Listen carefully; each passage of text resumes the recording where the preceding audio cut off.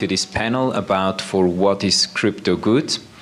So the idea of this panel is basically to explore a little bit what are real use cases of crypto, for what can it be used, so whether it's in the financial system but also outside. And I'm very happy to moderate this panel and have this very knowledgeable panelists coming from different angles. And I think we first start with a short introduction, maybe. I don't know, Marta, you want to start? Sure. Hi, I'm Marta Belcher. I'm the president and chair of the Filecoin Foundation. Hello, everyone. Pat Thelen. I am with Ripple. I head up our global partnerships and business development teams. Hi, Andrea Perlak, and I go by Andy because everybody forgets Andrea. I am CEO and founder of Crypto Accounting Group, and I run a few VCs that are crypto native. Okay, great. So thanks, everyone. I, by myself, I'm a lawyer at the Swiss law firm MME Legal.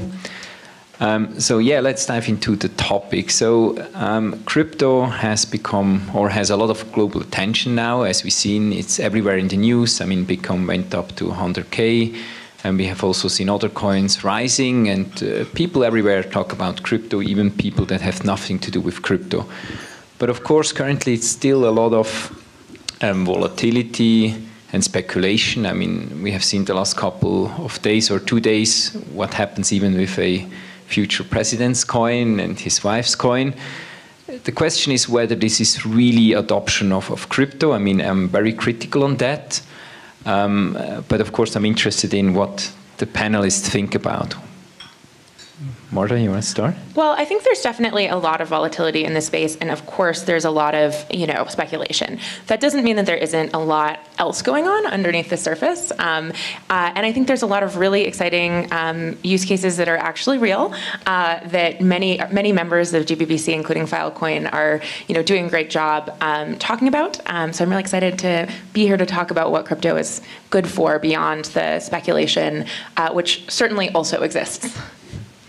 Pat, what are your thoughts on that? Yeah. I've been at Ripple now 6 years, and so this question used to come up all the time. Is there a real use case? And that was back before blockchain was actually mainstream, for sure. It's here to stay. Like that genie's out of the bottle. But I think if you look back on technologies like the internet, back in the day, it was retail and consumers drove the original kind of use cases of that. We downloaded, for those that might have been around, we downloaded music on your MP3 player. It was really cool.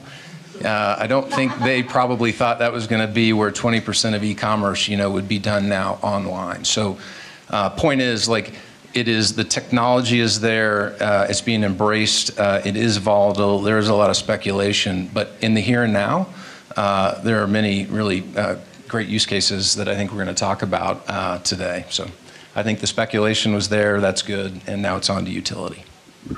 Did you see Pat look at me when he said that there's people old enough? I'm just teasing. I am old enough for that. Of course, we have so much speculation in the sector, right? But that is what happens with the new market, and I am completely comfortable with it. I think most of us who are crypto native are absolutely comfortable with it. To me, honestly, the most exciting use cases have nothing to do with financial sector. It is amazing what is happening. We are making huge strides. Just even look at the last two panels, all of the climate change benefits, the privacy related protections that people are enjoying across the globe. That is the exciting stuff to me. So yes, we've seen what happens in the financial sector. We've done derivatives before. We know how to lend money to people. But what's new and it's exciting is actually outside the financial sector from my perspective. Do you agree, Pat?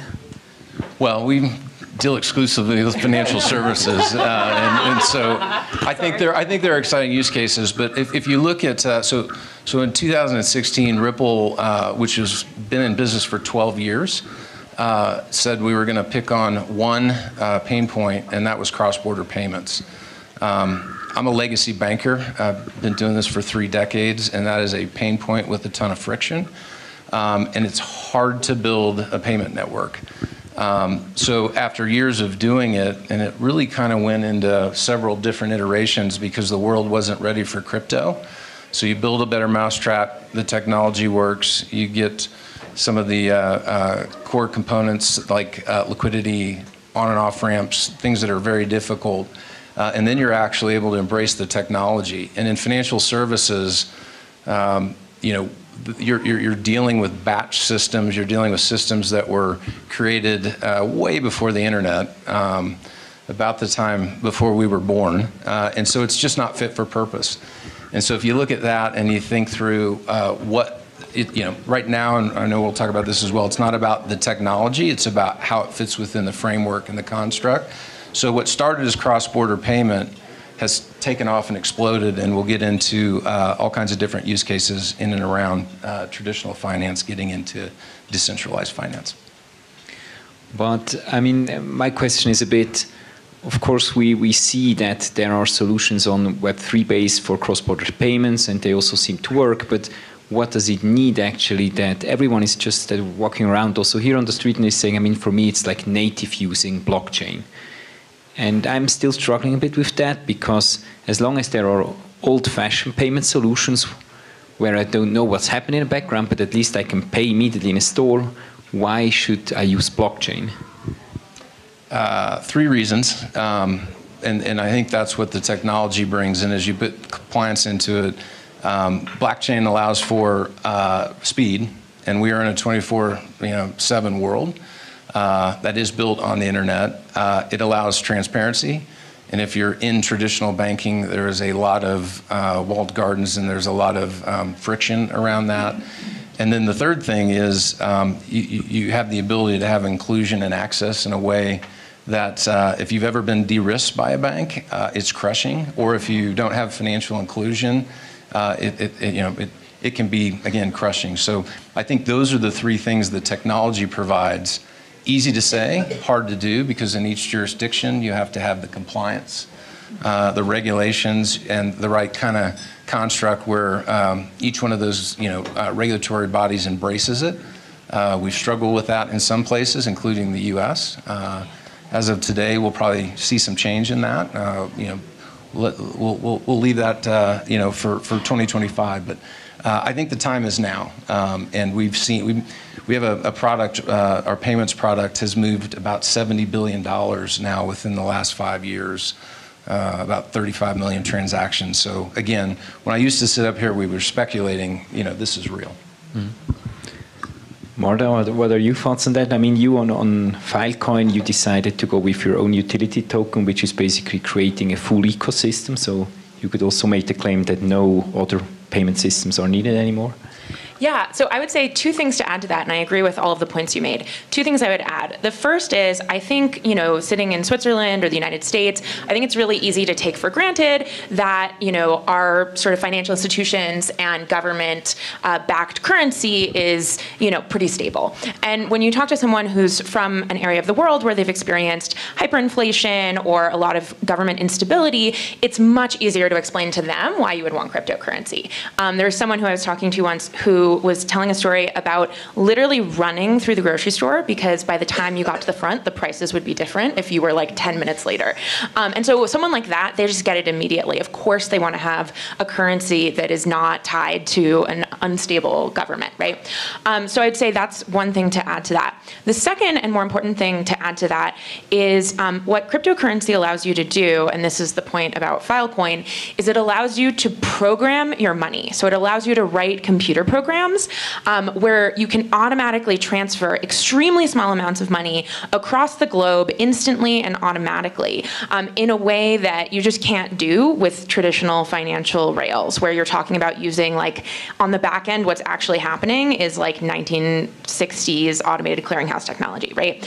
So being able to actually write computer programs for your money opens up this huge amount of really great use cases, and later in the panel I can talk about how Filecoin uses that programmability. But you can even imagine something like, okay, for every second of a song that I play on my computer, automatically transfer 1/1000th of a cent to the songwriter, and automatically transfer 1/1000th of a cent to the singer, and that can happen instantly and automatically across the globe, just as easily as attaching a file to an email, right? Being able to send information across the globe, now you can send value across the globe instantly and automatically. electronically. So I would say those are two things I would add to your list of 3. So we now have 5 things of reasons that you would want to use cryptocurrency. And I'm happy to talk later about how Filecoin uses that programmability.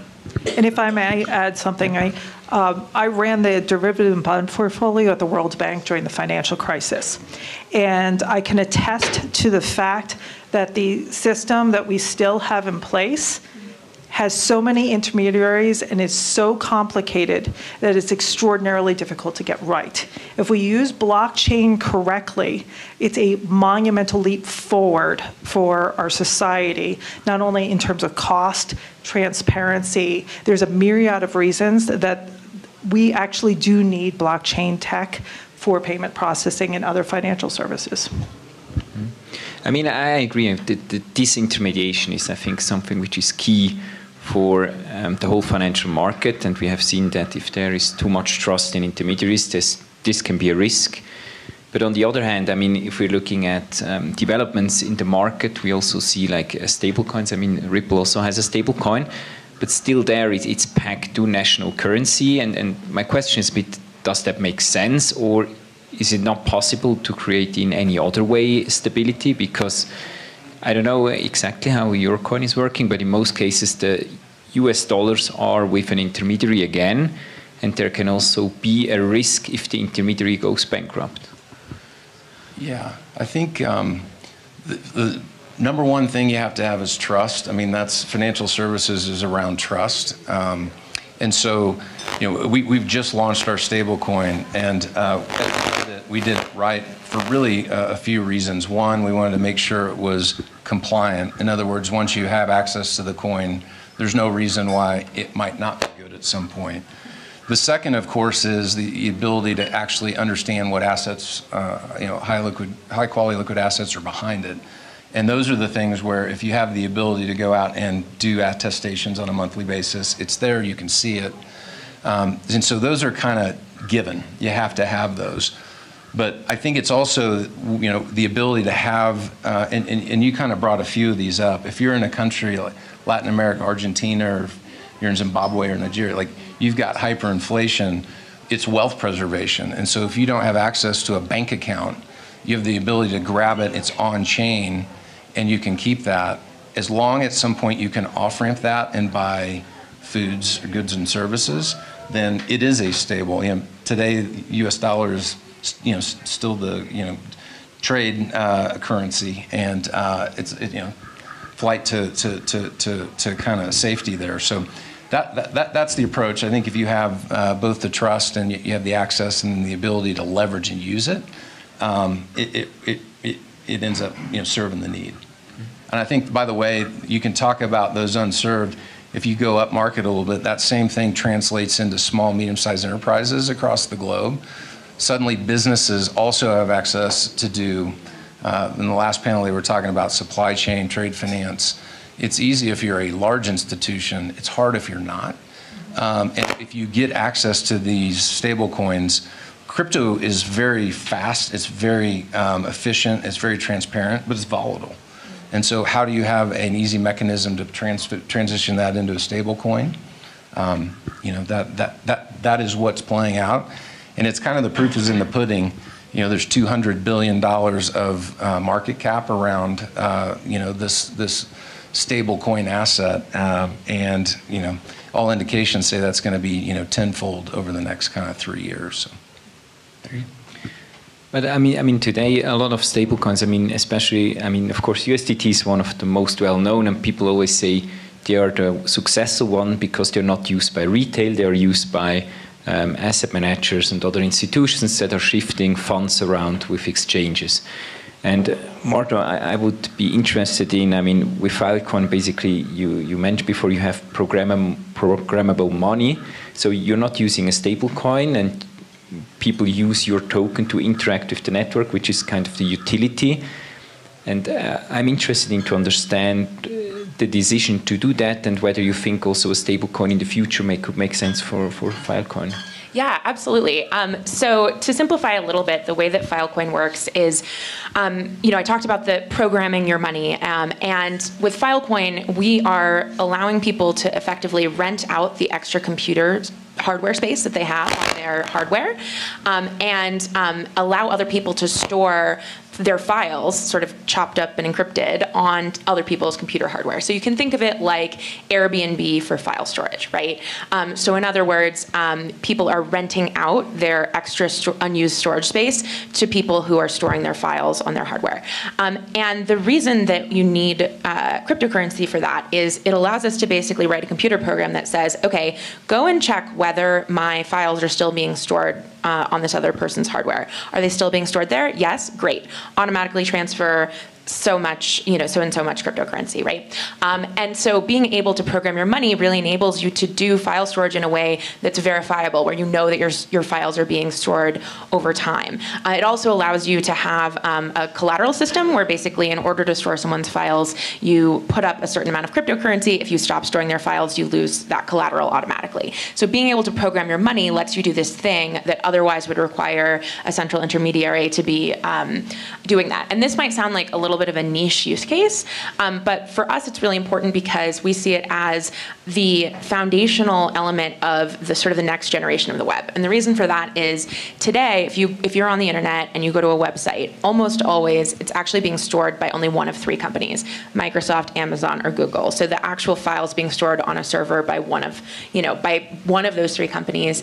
And we've definitely seen outages happen where suddenly like massive swaths of the internet are down, and you realize, oh wow, this is actually not maybe the most robust way that we could be storing files. And it also means that we really have no choice but to live our entire lives through that handful of corporations and trust them with our data, and just trust that they'll keep it safe from hackers, that they'll keep it safe from intrusive government requests, right? That we really are relying on just those corporations. And so we really foresee a version of the web where you really are in control of your own data, and you're in control of your own privacy and security, and we think that that is a much better version of the web, and that's why for Filecoin it's really about a lot more than just some financial use case, right? It's not about a stablecoin, it's not about finance, it's about the next generation of the web. I mean, Andy, based on that, I mean, you're also doing accounting for Web3 companies. So, I mean, if you have programmable money but not pegged to anything, is that not a real challenge then from the accounting side? The accounting is harder than I've ever seen in my entire life. And that's from someone who literally, like, I did derivatives for, 15 years, the most complex derivatives on the planet. It's really hard to get right. So we beg our regulators, please be kind with us because we're trying really hard. But we need stables. We definitely need stables because I consider it like the money market fund in banking. If you have highly volatile assets, the problem is not that if you're crypto native, it's not that your own token is volatile and that's the problem. It's when you have to go into fiat. That's the problem. When you have to translate it relative to something else. So if you have payroll that you have to do in fiat, or if you have a supply chain where you have to make sure that you pay in something besides your own coin, that's when you need to stabilize your own funding. So for our organizations that we work with, we have a run rate that we calculate to get them out of their own token to make sure we have 6 months of fiat to pay their employees or pay their vendors, just in case of the volatility on their own stables. At least 6 months, please. Maybe, Pat, coming back to you, what I would be interested in, I mean, you also have XRP in your ecosystem, and you also now have your stablecoin. How do they fit together? So is one more like on the retail side and the other is more on the infrastructure side in the background, or what are the reasonings behind that? Yeah, actually, they're complementary. Believe it or not, they're both used within our enterprise product set. And you think about the most efficient digital asset we think out there is XRP on the XRP ledger. It's mills of a mill in order to do each transaction.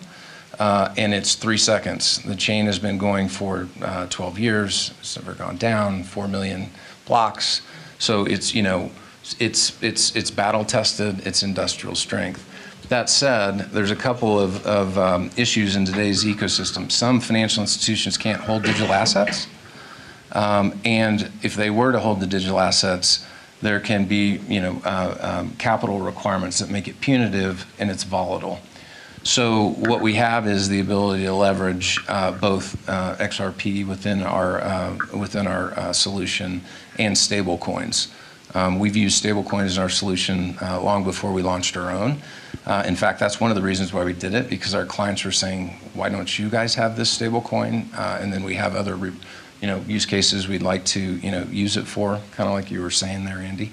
So they're very complementary in terms of how the real-time exchange works, and then the ability to kind of, once you're on chain, get into an asset that's stable while you stay on and remain on chain. Thanks. Marta, was it ever an option for you with Filecoin to also have a stable coin introduced into your ecosystem? Yeah, so, actually there are stablecoins that are sort of in the broader Filecoin ecosystem. So, we have, of course, Filecoin, but there's literally dozens and dozens of applications and teams and projects that are building on top of Filecoin in a variety of different ways, some of which include stablecoins as well. So there's actually just a really wide variety of different applications in our ecosystem that go, take this sort of foundation of storage and go even beyond that. Mm-hmm. Okay.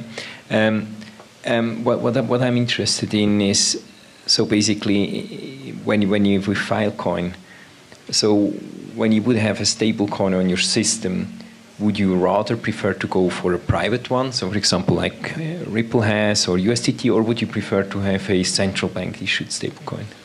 Yeah, so in the great thing about cryptocurrency, and also in some ways the frustrating thing about cryptocurrency, is that because we're not some sort of we're not Intel or some sort of large centralized institution, we have very little control of what happens in our ecosystem, right? So it's an open source technology, it's out there in the world, and anyone is welcome to build on top of it, and there's nothing we can do, really to stop them. So, but at the same time, what's so great about that is there are so many applications that we never would have even thought of that, of this technology that just get built by, either some individual who have literally thousands of developers who are building on the network, or by project teams and larger almost institutions that are building. So, all of the above are welcome in our ecosystem. Mm-hmm. And maybe an add-on question to you. So now, moving a bit more like into the utility also of other systems. So, how do you see the adoption of online storage in Web3 with companies and also larger institutions like even authorities? Yeah, I think we're just getting to the point where we're really starting to see adoption take off of Filecoin in particular, and we've seen a lot of different sort of industries that we are really excited about using our technology, which range from things like governments. We recently had the government of Aruba via a project called Democracy's Library using the technology, which is super exciting. We also have a lot of really amazing scientific data sets on the network, so various Large Hadron Collider data from different universities, and also from the Atlas project at CERN and other scientific institutions. So there's been all sorts of really amazing adoption, including also in the nonprofit sector. We have genocide survivor testimony on the Filecoin network, which is important both because you can make sure that that data is, replicated all over the world so it never goes down, but also you can make sure that it's verifiable, so you can actually tell that no one has tampered with it. And what's very cool about that is, as a result, we have data that's stored on the Filecoin network that's actually been submitted to the International Criminal Court as one example of verifiably showing evidence of war crimes in Ukraine. So lots of really amazing use cases, and it's been really amazing to see how the network has been utilized. Nice. I mean, Andy, what are your thoughts on utility of crypto in general? So, I mean, we have a use case which is storage of data. We have a strong financial system use case. What else do you see? Gosh, one of the great things about running an accounting group in the space is that we spread our wings as far as possible. So we have lots of amazing different groups doing cool stuff. Tokenization of real-world assets. So we have a mine in Colorado that is, you can buy into the mine itself. So you're actually buying gold that they're digging, which takes about 15 years to pull out of the ground. You need a periodic chart to figure out what this client is doing. There are non-for-profit groups that are fundraising by issuing their own token.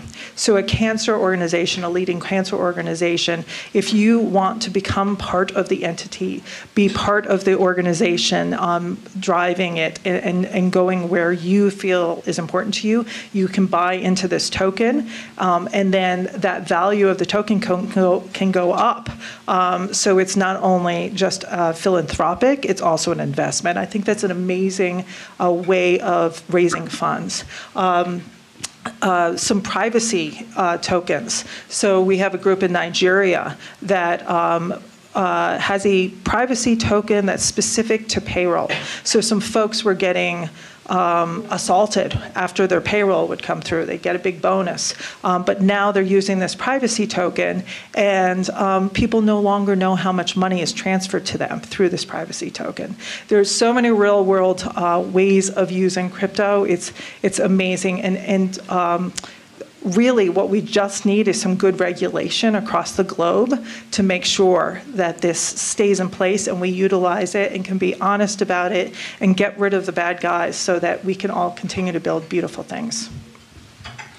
I mean, Pat, Andy just mentioned privacy, and recently I had a conversation with someone from the Swiss National Bank, and he said they tried to do a retail central bank cryptocurrency, but they said that there were too many concerns about the people, that they don't want to be tracked by the state. So they figured out that privacy is a very important issue. How you solve it with your stablecoin and your system? Yeah, it's definitely a balance, and I think that's where, you know, the way that we approach kind of any of the use cases is you have to work from within. You mentioned disruption earlier. Like, we actually think about it more as construction, because there's been hundreds of years of where privacy regulations compliance has come through, and if you know, I think the United States has said they are not doing that. The new incoming Treasury Secretary is like, it won't happen. It's because there's big brother trust issues there. Others may. But if you use a CBDC, there's still you still have to have the wholesale retail banking system that allows you to mint them, but then the central bank still needs to distribute those. And how does that work? And it's probably still going through commercial banks. And so point being is, I think the trust bridge right now is through banks. You still have to know the KYC, AML, and central banks tend to deputize banks in order to then go figure those things out. I think as it evolves, CBDCs evolves, you know, stable coins evolve, and even tokenized deposits, to the extent that happens, will continue to, you know, kind of evolve, just like good old cash did back in the day. And Mart, I mean, your project is basically focusing also on privacy, because you're not storing your data somewhere centralized, and also it's like not visible for the storage provider. What are your thoughts on that? So how important is also that the payment angle of the whole system has sufficient privacy? Yeah, you know, for us, I think what's really important is putting users in control of their own data, and making it so that they don't have to trust Google or Amazon or Microsoft with all of their data. And you know, for us, it's important for there to be optionality, for us to be able to publish data publicly, or also to publish it in a way that's encrypted. And you know, I think when it comes to things like central bank digital currencies, just as a totally separate system, I do understand, and I think agree with the concerns that people have about having a central government that is building a system that can really track all of the transactions that are happening, and also control those transactions. So also be able to like revoke money, right, as a government. I do think that that is in many ways, like, one of the things that's interesting about central bank digital currencies is it's kind of the exact opposite of the reason that cryptocurrency was created in the first place. So I definitely am skeptical of central bank digital currencies, and much more interested in non-government entities building in this space. That's a very nice statement, I like. So we're slightly running out of time. What I would like to know from each of you is basically, so what is needed for the next step? So we see that there is adoption is coming. I mean, we have also seen different use cases coming from completely different direction, but what is actually needed? I mean, let's start with Andy. The low-hanging fruit is, of course, regulation, right? We need global regulation that allows, I concur with Marta completely, we have to allow people to hold their own data, be in control of their own data. That is the number one thing. But we want to get rid of these bad players. We need to know what the rules are, and it can't change every 10 minutes. That's extraordinarily important as institutions that are trying to operate in the space, that are trying to make the world a better place. If we don't know what the rules are, we're going to slow down. It was interesting, Q4 of last year, nothing happened in the United States because everybody was waiting to see who won the election. It's because the laws were going to be this way or this way. Should we stay in the United States or should we move? Are stables going to be okay or are they not? Are we going to get rid of DeFi or are we not? So having basic regulation is the most important thing for our space. I'll do a +1 to that. I would add, I think innovation has proven to always be relentless, like products and services and kind of competition, and it's really good for the end user. So I think what's needed is the end user just probably doesn't even need to know that they're using it. It's just solving problems, the utility's coming. There's the technology's there. There's really, really talented people in the space. So I think as soon as, it's starting to happen now where some of the needs we've talked about are being met. So super optimistic. So it's a matter of time, in your opinion. Okay. Marta? Yeah, I would add, I think in the US over the last 4 years, what we've seen is a lot of innovation leaving the United States and going elsewhere because of the not just lack of regulatory clarity, but the use of the lack of regulatory clarity by regulators to effectively try to ban the entire space from the US, which was in large part successful and led to a lot of the innovation going overseas. So I think we're about to see a lot more clarity of regulations in the US, which hopefully will bring some of that back. But regardless, I think the innovation is going to happen. It's just a matter of where. Yeah, so time is up. So it was a very interesting discussion. So thank you very much for joining the panel. Thanks GBBC for hosting us. Thank you very much. Thank you very much.